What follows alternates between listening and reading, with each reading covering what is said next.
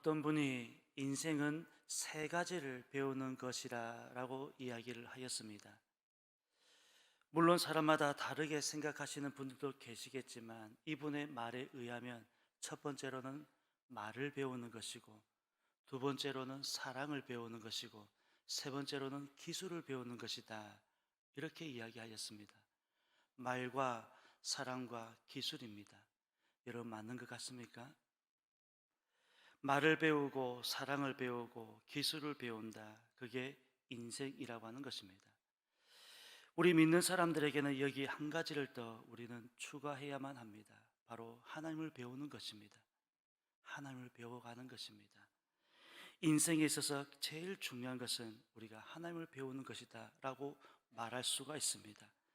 하나님을 알고 하나님을 믿고 하나님을 배우는 것이야말로 그 어떤 인생보다도 중요하다는 말씀입니다. 디모데라고 하는 사람은 우리가 많이 들어서 잘 알려진 인물이지만 디도에 관해서는 우리가 아는 것이 별로 없습니다. 성경 어디에도 디도에 관한 이야기를 찾아볼 수가 없습니다. 지난 시간에도 말씀을 드렸지만 디모데와 디도는 사도 바울에게 있어서는 특별한 사람이었습니다. 물론 특별하지 않은 사람도 없겠지만 그럼에도 바울에게 있어서 두 사람은 특별한 사람이었고, 그래서 참 아들이었다, 나의 아들이었다 라고 부르곤 하였습니다. 바울이 디도를 어떻게 만나게 되었는지, 또 언제 어디에서 바울에게 발탁이 되었는지 정보는 없습니다. 그러나 전승에 의하면 디도는 누가복음과 사도행전의 저자인 누가의 친동생이었다라는 이야기가 있습니다. 친동생이었기 때문에 누가와는 매우 가까운 사이였고, 때문에 사도행전을 기록한 누가는 자신의 이야기도 전혀 언급을 하고 있지 않지만 자신의 친동생이라고 할 수 있는 디도에 관한 이야기도 전혀 언급을 하지 않고 있다는 사실입니다. 이런 것들이 성경을 본 학자들로 하여금 의심하게 만들고 있습니다. 물론 물증은 없습니다. 심증만 있습니다. 바울이 디도서를 보낸 것은 유럽으로 건너가서 데살로니가 정도 되었을 때 디도서를 보낸 것 같습니다. 디도는 그레데, 즉 크레타 섬에서 교회를 섬기고 있는 그런 교역자, 목회자였음을 알 수 있습니다. 섬 사람들의 특징을 보면 성격이 와일드하고 거칠다라는 말들을 참 많이 듣습니다. 실제로 섬 사람들이 사는 모습을 보면 일이 힘듭니다. 이른 새벽부터 일어나서 거친 바다에서 생활하다 보니 일 자체가 힘든 편입니다. 일이 힘들다 보니 그들이 사용한 언어 자체도 때로는 많이 거친 편입니다. 그런 곳에 디모데를 보내면 마음이 약해서 사역이 잘 안 되었을 것 같습니다. 반면 디도는 남자다웠고 어떤 말에도 쉽게 상처를 받는 그런 성격은 아니었던 것 같습니다. 사람마다 성격도 제각각인데 한없이 약한 사람이 있는가 하면 한없이 강한 사람도 있습니다. 그리고 그 중간 어디에도 어디쯤에 있는 사람도 있습니다. 성경을 보면 이런 사람들의 성격도 조금씩은 찾아볼 수 있을 것 같습니다. 바울의 마지막 행적을 우리가 더듬어 보면 로마에서 풀려난 바울은 그레데로 오게 되었고, 여기에 디도라고 하는 제자를 남겨두게 되었다 말씀을 드렸습니다. 그리고 에베소로 건너오게 되는데 여기에는 디모데를 남겨두게 되었습니다. 그리고 마케도냐, 즉 유럽으로 건너갔다는 말씀을 읽어볼 수가 있습니다. 그리고 데살로니가 좀 왔을 때는 디모데 전서와 디도서를 보내고 있는 것 같습니다. 오늘 본문 12절입니다. 내가 아데마나 두기고를 내게 보내리니 그때에 내가 급히 니고볼리로 내게 오라. 내가 거기서 겨울을 지내기로 작정하였노라. 유럽으로 건너간 바울은 니고볼리에서 겨울을 보낸다고 되어 있는데 여기에서 겨울도 보내지만 바울은 큰 집회를 준비하고 있었습니다. 아마도 이 집회에는 디도 같은 인물이 절실했던 것 같습니다. 그러니 아데마나 두기고 중에 한 사람이 너에게 가면 그레데 교회 사정을 두고 그레데 교회를 맡겨두고 너는 급히 내가 있는 이 니고볼리로 왔으면 좋겠다 하는 말씀입니다. 니고볼리는 그리스에서 중부 쪽에 위치해 있는 도시입니다. 니고볼리, 즉 니코폴리스라고 부르고 있습니다. 니코폴리스, 니키, 즉 나이키라고 하는 뜻입니다. 나이키 많이 들어보셨죠? 나이키라고 하는 이 말의 뜻은 승리라고 하는 뜻입니다. 나이키, 승리입니다. 니코폴리스란 승리의 도시라고 하는 뜻입니다. 우리 성경에 니고데모라고 하는 사람이 있습니다. 이 니고데모의 이 이름의 뜻은 백성의 승리라고 하는 뜻을 가지고 있습니다. 바울은 데살로니가 전도에서 디도에게 편지를 썼고 니고볼리로 급히 빨리 왔으면 좋겠다라는 말씀입니다. 거기에서 겨울을 지내기로 작정하였다라는 오늘 본문의 말씀이지만 겨울도 보내면서 집회도 계획하고 있었다는 것이고 이 집회에는 디도라고 하는 사람이 매우 필요한 인물이었습니다.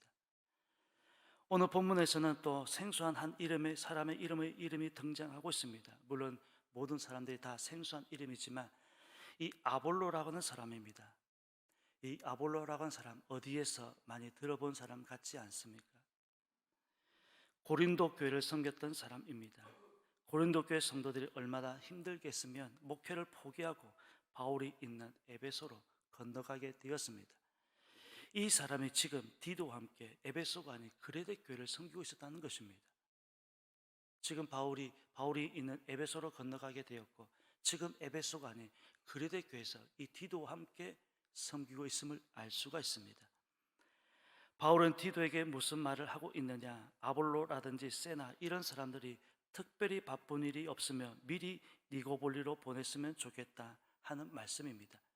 이 사람들을 미리 좀 보내달라는 것입니다. 후에는 디도 역시 급히 니고볼리로 왔으면 좋겠다 하는 말씀입니다. 그러니 지금 이 니고볼리에서 진행된 이 집회에 굉장히 많은 동역자들이 지금 모여들고 있었다는 것을 알 수 있습니다. 또 바울이 유럽으로 건너갈 때는 날씨가 꽤나 더웠던 것 같습니다. 그래서 특권 외투라든지 가죽 종이로 된 책 이런 것들은 드로아에 있는 가보라고 하는 사람의 집에 맡겨두고 건너가게 되는데 지금 이제는 겨울이 임박하였음을 알 수 있습니다. 바울이 지금 유럽으로 건너갈 때의 날씨는 좀 더운 날씨였는데 지금 이제 겨울이 임박하였음을 알 수 있는 것을 보면 어느 정도의 시간차를 우리가 생각해 볼 수도 있습니다.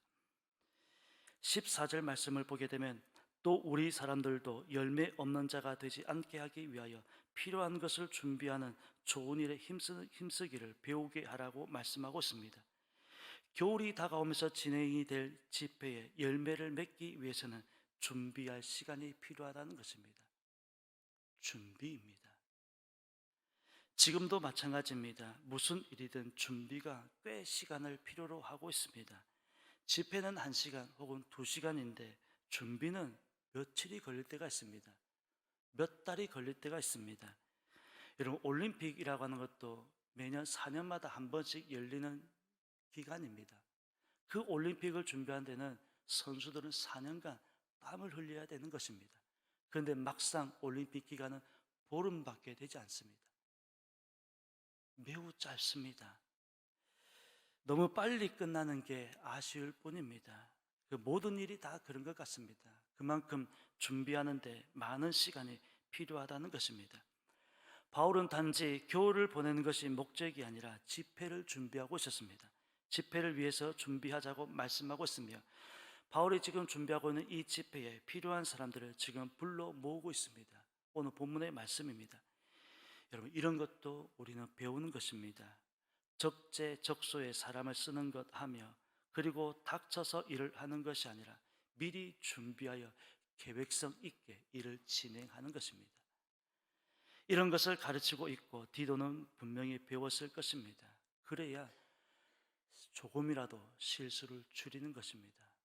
어떤 일이든 완벽하게 할 수는 없지만 그러나 미리 준비하고 계획성을 가지고 진행이 될 때는 그 실수를 조금이나마 줄일 수 있다는 것입니다. 물론 니고볼리 집회가 계획대로 진행이 되었는지는 알 수 없습니다. 알려지지는 않고 있습니다. 바울의 이 말을 끝으로 바울은 지금 로마의 감옥, 즉 사형자 감옥에 갇혀 있는 것을 확인할 수가 있습니다. 그때가 AD 66년입니다. 그리고 이듬해인 AD 67년에 바울은 그 추운 겨울 차가운 마메딘 감옥에서 순교를 하게 되었습니다.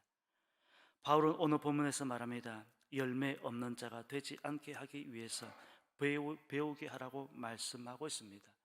오늘 우리는 바울의 말을 빌리면 열매 없는 자가 되지 않아야 하는 것이며, 그러기 위해서는 우리 스스로가 배워야 한다는 것입니다. 여러분, 배우는 것입니다. 배우는 것입니다. 배워야 하는 것입니다.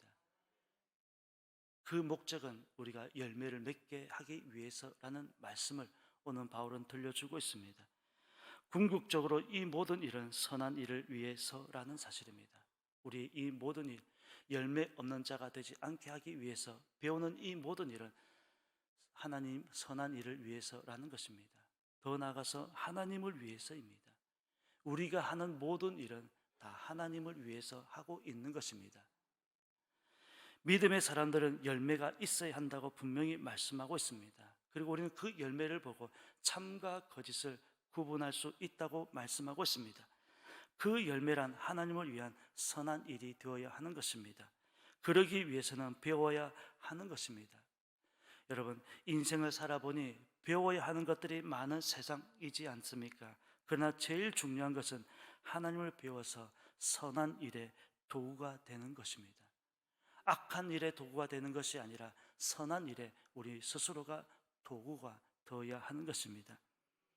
그러기 위해서는 지금 하고 있는 일이 하나님께서 원하고 계시는, 하나님께서 원하시는 일인지, 또한 하나님께서 기뻐하시는 일인지 끊임없이 묻고 나아가는 것입니다.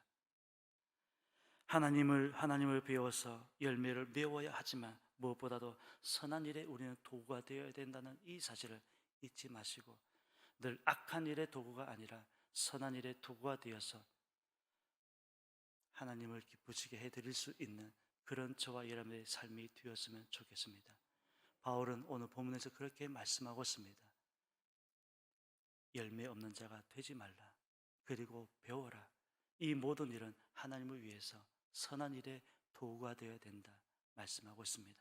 우리 모두 선한 일의 도구가 되어서 하나님을 기쁘시게 해드릴 수 있는 저와 여러분의 삶이 되시기를 예수님의 이름으로 축원합니다. 기도드리겠습니다. 하나님, 은혜를 감사합니다. 우리의 새벽도 다시금 깨워주시고 하나님 앞에서 첫걸음을 내딛게 하심에 감사드립니다. 이 하루도 살아가는 동안 우리에게 왜 여러 일들이 왜 없겠습니까? 그러나 그 모든 일들이 먼저는 하나님을 위한 일인지를 생각하게 하여 주옵시고, 우리가 한 걸음 한 걸음 내디딜 때마다 하나님을 위해서 살아갈 수 있는 우리의 모습들이 되어지게 하여 주옵소서. 특별히 원하옵기는 우리의 삶에 열매 맺는 자의 삶이 될 수 있도록 도와주옵시고, 더 원하옵기는 악한 자의 도구가 아니라 선한 일의 도구로 사용되어질 수 있는 우리가, 우리 자신과 우리 가정과 우리 교회와 우리 공동체가 되어질 수 있도록 우리 하나님 함께하여 주옵소서. 오늘 하나님 우리를 부르신 줄 믿습니다. 그 부르심에 순종하며 나아갈 수 있는 우리의 삶이 되게 하여 주옵소서. 이 새벽에도 우리를 깨워주셔서 귀한 찬양을 올려드린 천사 창대장도 기억하여 주옵소서. 찬양하기에 강건하게 하여 주옵시고, 늘 아름다운 목소리로 하나님께 영광 돌려드렸사오니 하나님께서 기쁘게 받아 주옵소서. 감사드리며 예수님의 이름으로 기도드립니다. 아멘.